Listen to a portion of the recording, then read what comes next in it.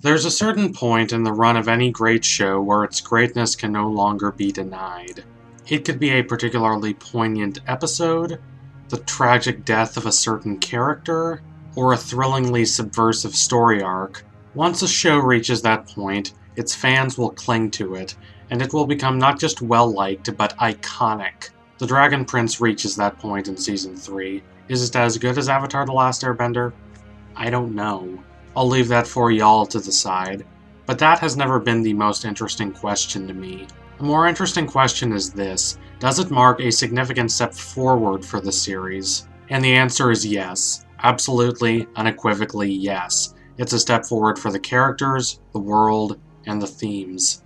Here's why. Let's dig in. For the record, considering that the new season has not officially been released yet, I'll try not to say too much about what specifically happens in it. I know that's a little annoying, but please bear with me. In the run-up to Season 3, showrunner Aaron Haas described it as a culmination to what the first two seasons built. At San Diego Comic-Con 2019, he unveiled his master 7-season plan for the series. It has 3 parts. One part for Seasons 1 through 3, another for Seasons 4 and 5, and a third for Seasons 6 and 7. And you definitely feel that in the work itself. Even though there are not more episodes than in previous seasons, the episodes are denser.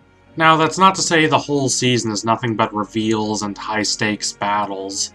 There is certainly an abundance of fun scenes, and there's no shortage of the quiet scenes that make the Dragon Prince as emotionally devastating as it can be. But compared to previous seasons, there is a greater sense of urgency this time around. You've already established the pieces on the board, meaning the characters and the relationships between the characters, and the general outlines of this world, so there's more space for narrative. There's more space for challenging our preconceptions about this world. It doesn't necessarily feel like the end of the show, but it does feel like the end of something. As opposed to the endings of Seasons 1 and 2, this felt more complete, more like an effective payoff to everything that has been hitherto built. That doesn't mean it's radically different tonally. There's still a nice mix of laughs and tears.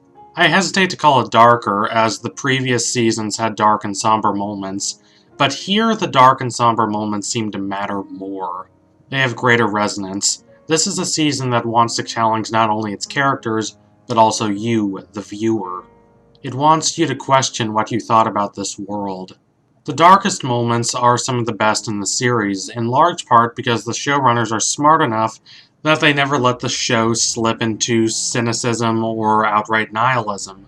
That the characters try to keep hope alive in an increasingly dark world is inspiring and well done. The bleaker the series gets, the more that stands out. In fact, there are parts where I wanted them to go even darker, but for the most part they handled the tone exceptionally well.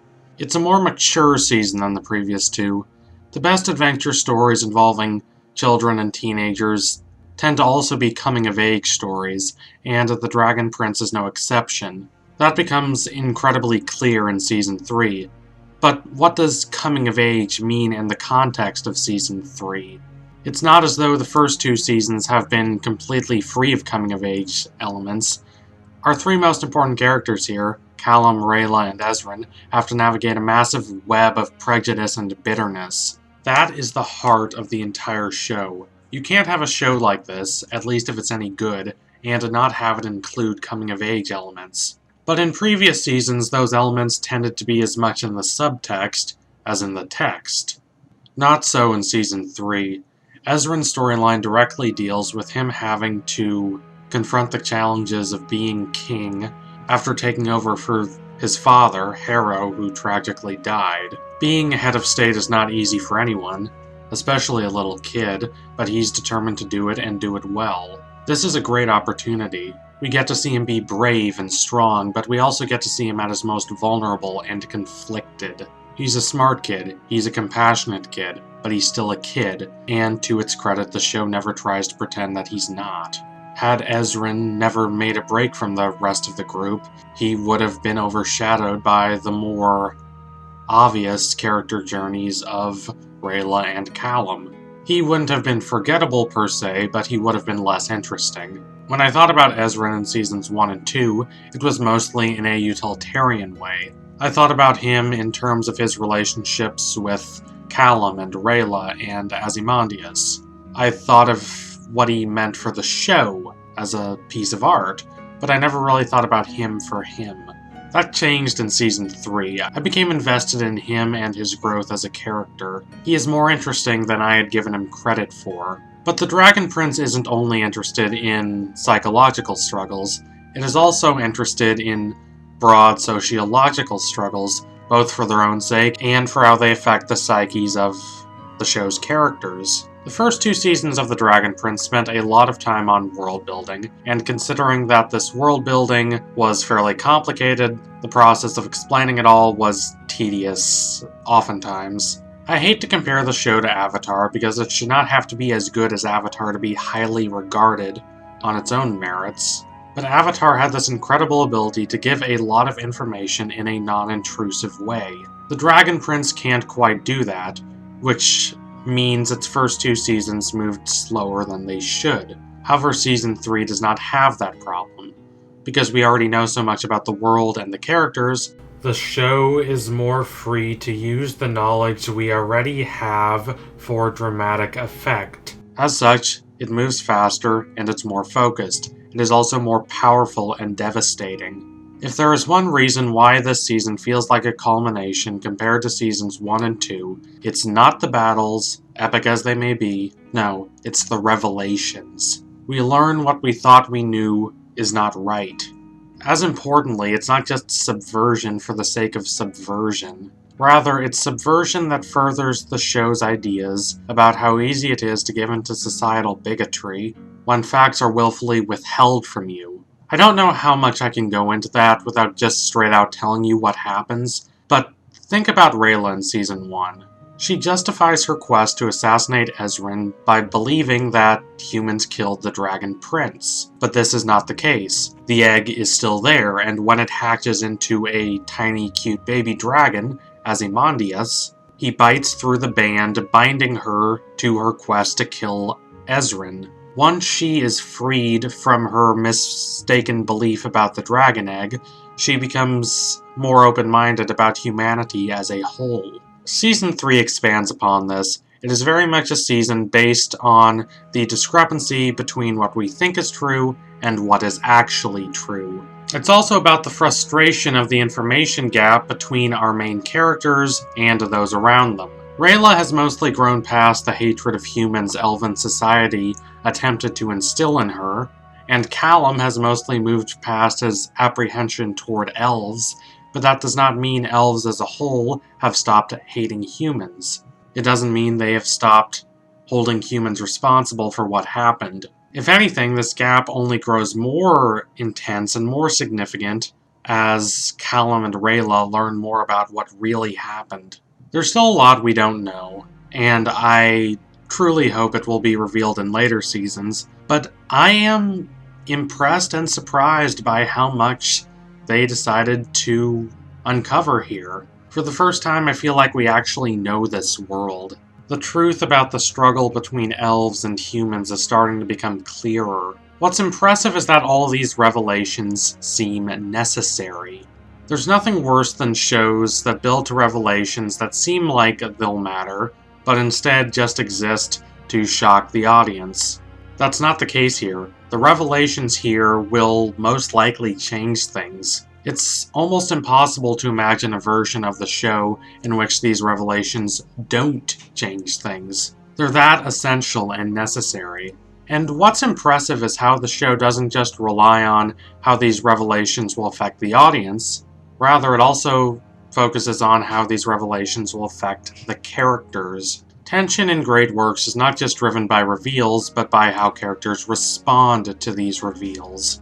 The best reveals do not necessarily prescribe a distinct path forward, but they do break down characters' perceptions of themselves and the world around them, forcing them to make changes. Think of how, in Avatar, Zuko's time in the Earth Kingdom in disguise teaches him the pain the Fire Nation has caused and the resentment it has evoked, helping destroy the idea he once had of the Fire Nation, and facilitating his transformation. The revelations in Season 3 of The Dragon Prince work for similar reasons. They're revelations that can't help but matter because they markedly shift how the characters think about themselves and the world around them. However, if Season 3 of The Dragon Prince was only about reveals, it would be dramatic and interesting, but it would still be lacking. A show only succeeds at making us care about what happens to characters if it also succeeds at making us care about the characters themselves. And thankfully, Season 3 of The Dragon Prince does a fantastic job of that. Not only with the bigger moments, but also with smaller, more intimate moments.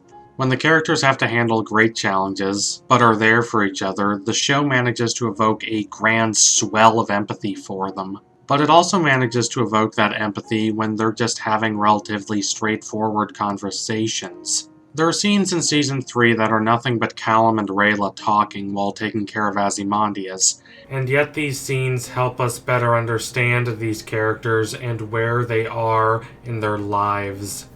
It gets us into their heads and gives us insight into their emotional states without any character having to say something as didactic as, "I feel this way because of this." That Callum and Rayla have great chemistry definitely helps. Their growing closer is a major highlight of Season 3. We get a much better idea of what they mean to each other.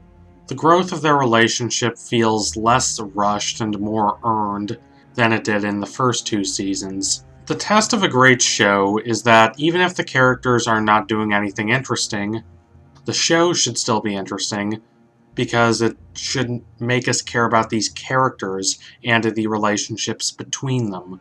I don't think The Dragon Prince was quite there in Seasons 1 and 2 for the most part. While I did care about these characters, I questioned whether I was invested in them as deeply as the show wanted me to be.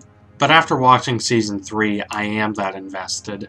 Callum, Ezrin, and Rayla are developed to the point that I wouldn't mind spending hours just watching them talk about where they are in their lives and the state of the relationships between them.